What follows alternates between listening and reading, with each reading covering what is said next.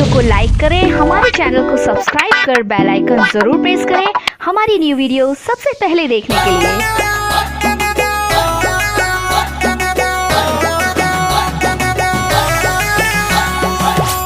काहे सखी काहे इतना उदास बैठल बारू? कहाँ बताई, हमार पिया जब से शहर गइल बाड़े तब से औतई नहीं खे। हे राम, अब तोरा के अपने मन के बात बतावत है, सुना सुनावा। धधके जवनिया के आग बुझल न एक बार एहो राजा।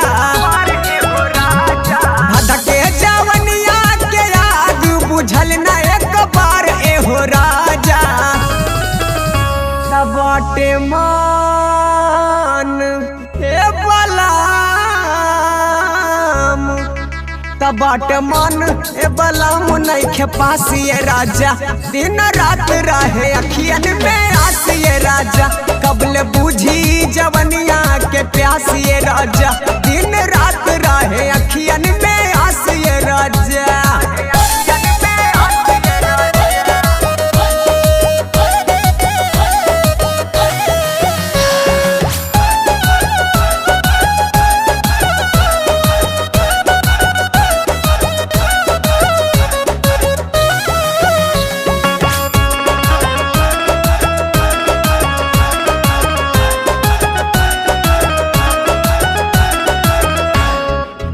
केतनौ डाली वही जा बरफ के पानी।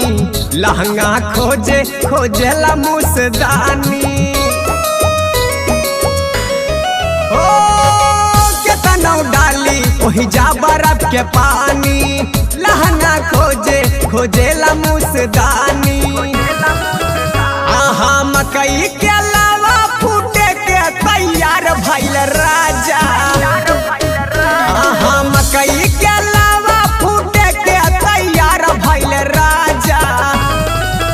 तबाटे मान ए बलाम, तबाटे मन ए बलाम नइखे पासिए राजा। दिन रात रहे अखियन में आसिए राजा। कबले बुझी जवनिया के प्यासिए राजा। दिन रात रहे अखियन में आसिए राजा।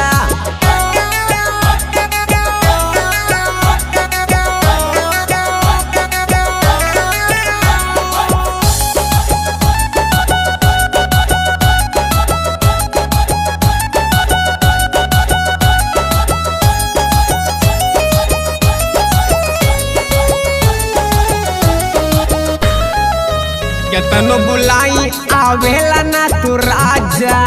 हमरा के बहुते सतावेला आजा। ओ केतनो बुलाई आवेला ना तू राजा। हमरा के बहुते सतावेला आजा। मन करे मुन्ना सुजीत संग भाग जाई राजा। हाँ मन करे सोनू के संग भाग जाई राजा। तबाटे मान हे बलाम, तबाटे मन ए बलाम नइखे पासिए राजा।